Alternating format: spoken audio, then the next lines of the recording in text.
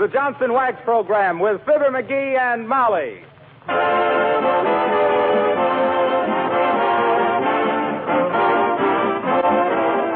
The makers of Johnson's Wax and Johnson's Self-Polishing Glow Coat present Fibber McGee and Molly, written by Don Quinn, with music by the King's Men and Billy Mills Orchestra. The show opens with Crazy Rhythm.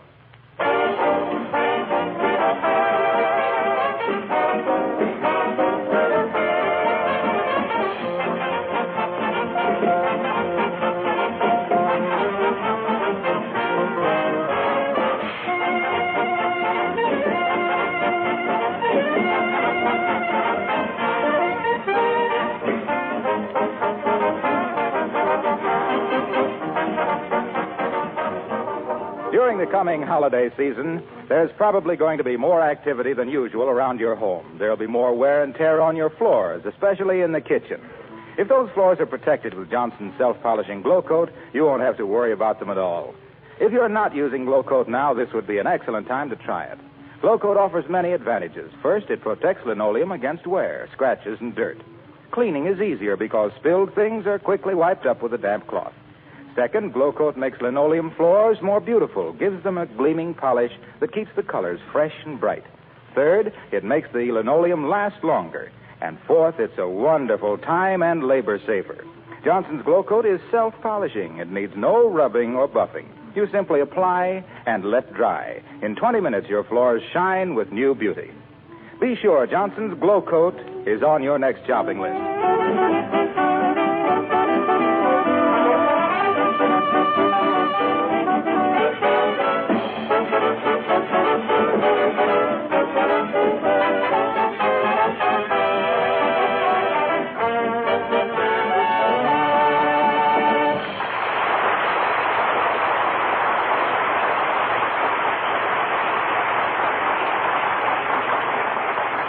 Mailing your Christmas packages early is a great idea for two reasons.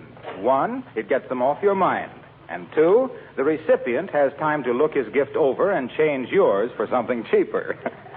So here at 79 Wistful Vista, about to depart for the post office with arms full of packages, we find Fibber McGee and Molly.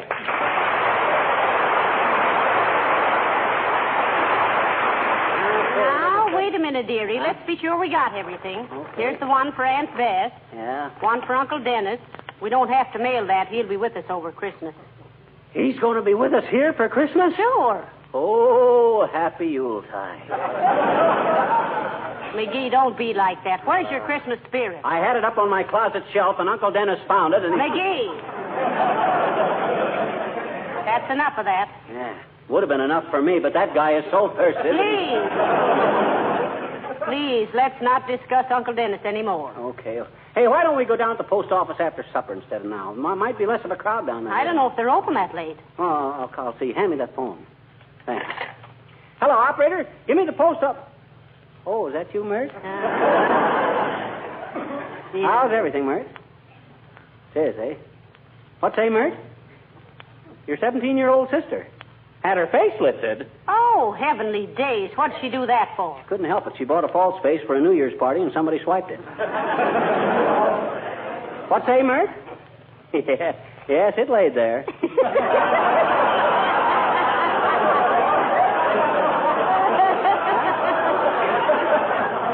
What say? Oh, the post office don't answer, eh? Okay, never mind, Mert. Well, come on, Molly. I guess we better go on down there now. All right. You got enough money with you for stamps? Oh, I don't need any. I got an account with the government. Income tax, FHA, HOLC. Oh, dear. Come in. Hey, Mr. McGee, Huh? come over to my house right away, will you? What's the matter now? My brother was rehearsing his Santa Claus act, and he got a horn caught in his pants. Why, he's too old to be playing with toys like that. That ain't one of the toys. It's one of the reindeer. Hurry, will you? Well, are you going, McGee? No, he ain't the only guy who gets antlers in his pants around Christmas. Now, let's see. You take those 4 packages there, and I'll carry these couple. Hey, what's in this big one here? Which one? This one. Oh, that. Uh-huh. Why, that's a new aluminum baking dish I got for Aunt Sarah. Oh, a camisole, eh? No, you mean casserole, dearie. I do not. Casserole is medicine. Go on. That's castor oil. Well, then what's a camisole? Well, a camisole is a... Well, it's a sort of a... Uh-huh. You see? So it is something you cook in. Well, it could be in hot weather. Well, anyway, I'll bet that's a good... Oh, we'll never get to the post office if people keep coming in like this. See who it is, dearie. Hey, it's Gildersleeve. Oh. With an armful of Christmas presents and a big smile on his face. Oh, dear. Must be bringing us our presents. Oh, and I haven't got his wrapped up yet. Play up. Oh, well. Come in, come in, come in. Well, hello, Mr. Gildersleeve. How nice to see you. Hi, Gildy, old man. You're looking well. A new suit? Why, no, this is the same suit I always wear. Well, it certainly looks nice. Have a chair, Mr. Gildersleeve. Have a cigar, too. Yeah, no thanks. I just dropped in. How is dear Mrs. Gildersleeve? Why, she's splendid, thank you. But the reason I came No, over... I was just saying to Molly. Molly, I says, we got to do something nice for Gildersleeve this Christmas. He's been a mighty fine neighbor, I says. And I says, yes, McGee, I says, he's been so nice to us, I says. Though I hope he doesn't give us anything. Well, I'm glad you feel that way about it, Mrs. McGee, because I'm not giving you anything. That is the same old suit you got on, ain't it? Getting pretty baggy, too, if you ask me. Was there something you wanted, Mr. Gildersleeve? We were just leaving for the post office. Oh, yes. McGee told me this morning you were going to the post office. I just stopped in to see if you'd mail these packages for me while you were down there. Hey, wait a minute. Why, shucks, we already got more than we can... And I wish you'd buy me some stamps, too, while you're at it. Say, you might save time, Mr. Gildersleeve, to get your stamps at Kramer's drugstore. Oh, they're too expensive down there. What do you mean expensive? Stamps are the same everywhere. Yeah, I know, but I hate to go into a store and buy stamps. They don't make any profit on them. Well, what's that got to do? So, I usually make a few purchases to ease my conscience. Oh, I see. Yes. The last time I bought a 2-cent stamp in a drugstore, I came home with a hot water bottle, toy submarine, 3 rolls of film, a rental detective story, and a couple of badminton rackets, and a big gob of hot fudge on my necktie. A guy as fat as you are has got no business eating hot fudge. Who's fat? Well, besides you, there's Oliver Hardy, Don Wilson, Paul Whiteman. Ooh! You're a hard man, McGee.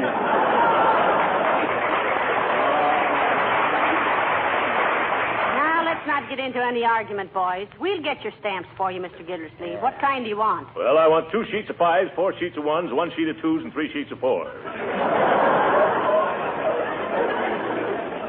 Spit out your gum and do it again, Gilbert.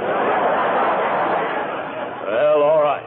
I want 3 sheets of 2s, 2 of 3s, 4 of 5s, and 5 of 4s. How about 6 of 1s and half a dozen of the others? Gildersleeve, they don't make any 4-cent stamps. Oh, yes, they do. They do not. They do, too. They do not. They do not. No!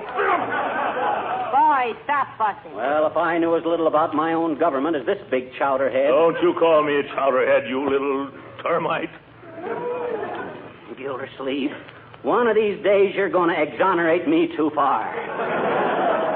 And I still say they don't make any 4-cent stamps. How do you know? Because I used to work in the post office, that's how I know. Is that so? Yes, that's so. Well, I started working in the post office when I was knee-high to a mailbox. He did. I had charge of the branch in the Savoy Hotel. Stamping at the Savoy McGee, I was known as. Stamping at the Savoy McGee. Slick as silk and strong as Samson at slamming a sack of circular single-handed on a schooner sailing to the South Seas or a streamliner scheduled to scoot to Sioux City. Celebrated as a salary-saving super salesman by selling scores of 6-cent stamps to sentimental sailors, sending souvenirs to sweeties in Samoa, Siam, Ceylon, San Salvador, and similar scattered seaports. Smiling and singing as I stamped and sealed stuff from city to city and state to state. A solid civil servant serving citizens and scamps. Well, let's get down to the post office and buy this some stamp.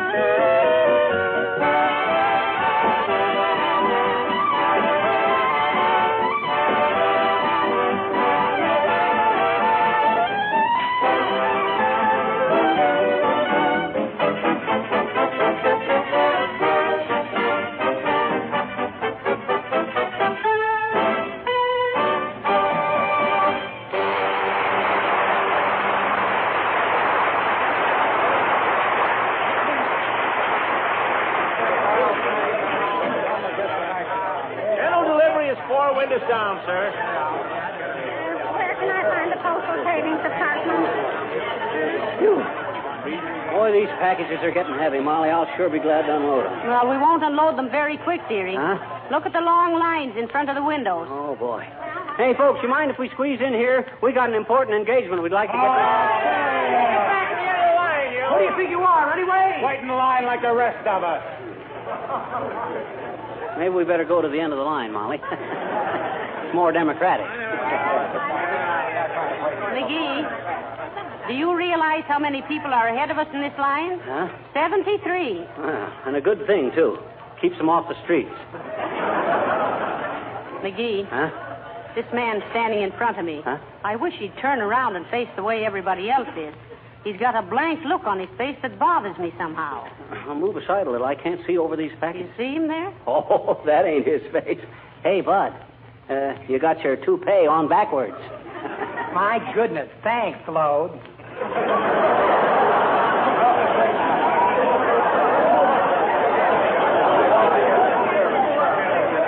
Oh, look, McGee, here comes Mrs. Uppington. Mrs. Uppington, what's she doing in a post office? Don't she know these places are infested with common people? I see she brought her Pekingese along to lick the stamps for. Oh, how do you do, Mrs. Uppington? So nice to see you. Oh, how do you do, Mrs. McGee? And Mr. McGee? Hi, Uppy. Hi, puppy. Good heavens, what a lot of people. Do you have to stand in line like that? Don't you know anyone in an executive position who would take care of you? Well, me and Jim Farley was great pals, Uppy, but Jim don't work here anymore, and I don't know the new guy.